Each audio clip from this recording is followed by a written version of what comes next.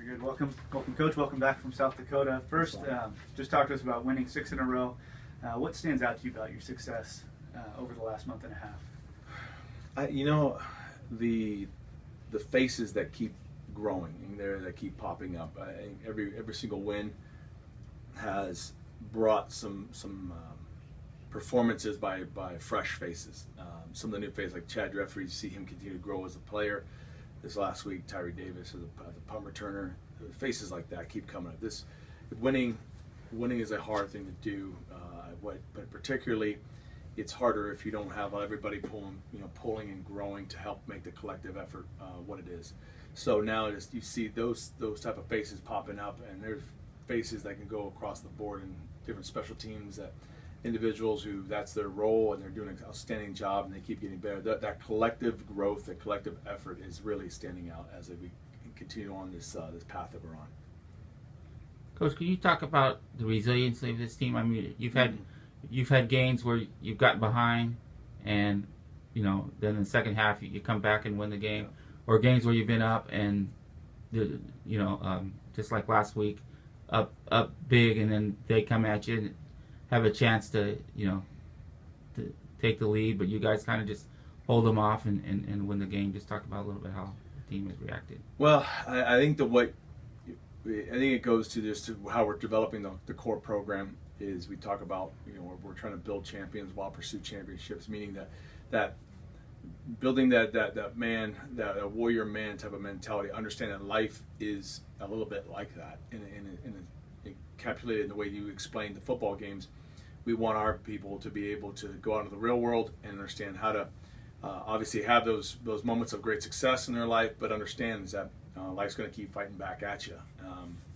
It's one of those things that we expect our opponents are going to give you a new surge. They're going to give you their absolute very best, and so our players have got to be able to throw the heavyweight punches just as much as you're going to have to be able to know how to take them. There's times you get into the corner, you're going to know how to fight out of the corner, how to take the punches and continue to get in there and get back at it and turn the tide, and understand it's a 4-quarter game. If necessary, you play overtime.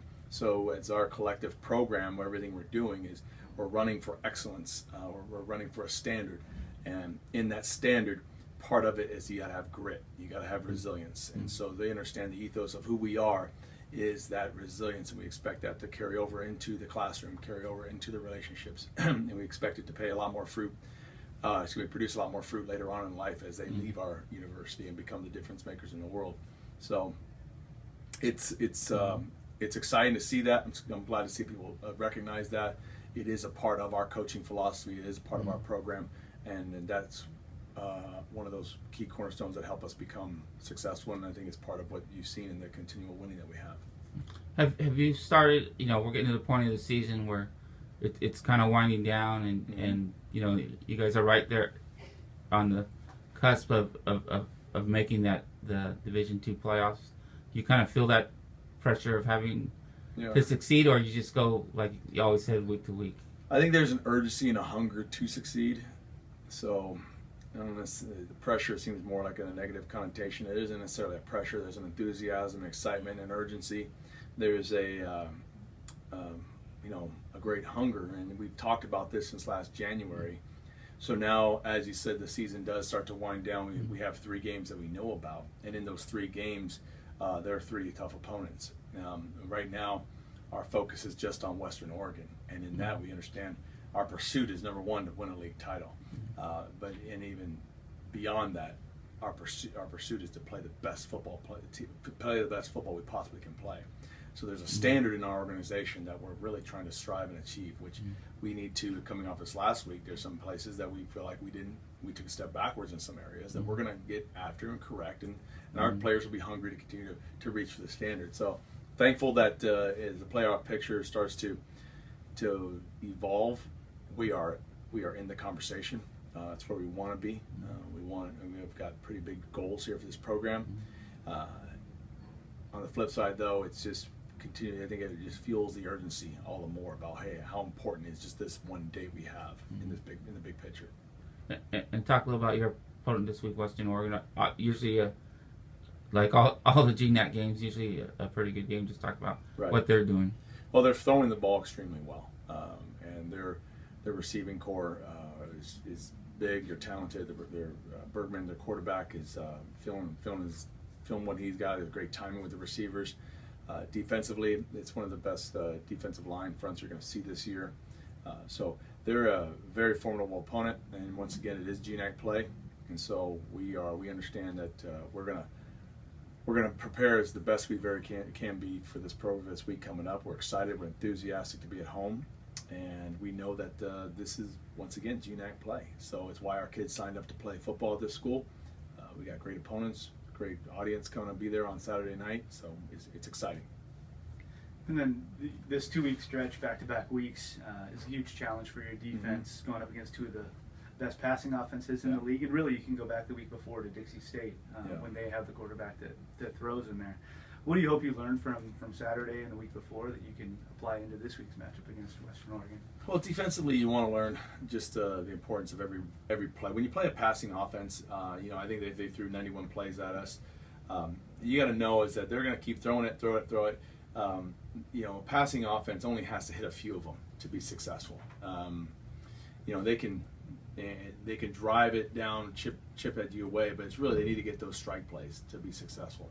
And so I think coming out of this one, as we watch the film, our defense needs to understand how to take away the strike plays, how to make sure they understand that a passing offense really has the ability at any moment to hit you deep, to change the tide on things. So our pass rush needs to be consistent. Obviously, coverage-wise, we need to make sure you're dialed in, you're focused every single play. And I think our guys are going to be ready for that. And so that's a big growth emphasis we're going to have this week. And I think with that said, it's just you go into the collective whole, the game, is that with a passing offense, also you want to make sure, we have a ball control offense to counter that as well. To say, hey, limit the amount of times they have that thing. We need to be able to limit the opportunities they have to continue to make those strike plays. Talk a little bit, let's go off the field a little bit, like the regional ranking thing. What's it been like educating yourself as a coaching staff and your players in this new Division II process, and how have you been able to totally, what's the word I want to use, revel in that process of being in the conversation? But what's it been like now coaching in maybe a different aspect now that we're, as specific as Division II? Well, I think, I'm going to be honest with you, there's because we're, this is a new experience for our program. We understand playoff selections coming from where we were before. There's regional rankings that come out. How the regional rankings are obviously formulated. We've read the homework about how it's stated that goes into it.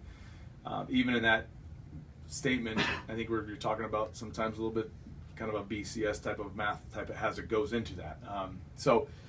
We understand right now, we're excited to be in the conversation, but we're also more excited to play this Saturday. And really, that's all that matters, is what we do this Saturday. And so it's flattering. I think it's distracting if you let it become the heavy part of the conversation, because the reality is you got to play football. And you got to play a great opponent coming this weekend. And then going back to this last game against South Dakota Mines, you started, your first 3 scores were passing touchdowns. Chad Jeffries throws for a season-high 250. Yeah. Tanner Henry had a season-high receiving, 100-yard game for him. How's the passing game developed into the weapon that it's become, and how excited are you about the future of that group? Yeah, well, I'm really excited it has developed, and that's part of, I know Coach Carlton and the offensive staff have done a very good job of just keeping that carrot out in front of that group, knowing that, hey, we need to continue to develop the passing offense. We know the weapons are there, the receiving core. We really have a lot of confidence in them. We understand that Chad's ability to throw and hit these routes, he's got what it takes. But he's new in our system, and so we knew that the time it's going to be there to have to get the passing game developed. And so now, this last game, I thought it was one of our better games, and you saw the development that our passing game is just as much of a threat as the run game is. So when you have those two combined, we feel like we're getting that balanced offense that we always strive to get. And so once again, our offensive line continues to do both running and protection very well. And so I'm very pleased with that growth, and we're excited to see it continue to grow this week. How happy are you with the way the defense is taking shape and the identity that they've been cultivating? I mean, are you pleased with their progress as the season has continued on? I love them. It's a great group. I'm very pleased with their effort to go to work every day. I really am. they're a humble and hungry group. They want to become great. They take correction very well, and so I'm very happy with just who they are as people. It's my pleasure to coach them every single day when I get a chance to coach them. So there's some things off this last film we need to correct. We need to make sure we go into the film room and get better. So there's not a day of practice that goes by that I don't sense that they're hungry to learn and grow. There's that humble and hungry attitude that I really appreciate as a coach. I think our program has cultivated it well, and those are the type of people that they're going to be successful later on in life too, because they're just looking forward to getting better today. And as a defense, that's really what you want from them. They're physical, they're fast, they're a very talented group, but that humility is key because they understand there's some things that they still don't know they don't know, and they're each game to get a chance to learn it and get after it. And then just wrap it up. Pretty late in the year for your GNAC history to be playing an opponent in your conference for the first time. Right. 3 games from the end of the year, and you haven't seen Western Oregon in person right. yet. What do you expect to see out of them? What's it like preparing for an opponent that you actually finally have almost a full season's worth of game film on? Yeah, no, it's exciting. I think it's I guess I don't really look at it that way. I think for us, we just capsulize every single week as its own season. So we're going to take our process of getting ready again every opponent and figure out who they are, what are their key schematics that they really want to hang their hat on, and then how do we fit it best with what we do.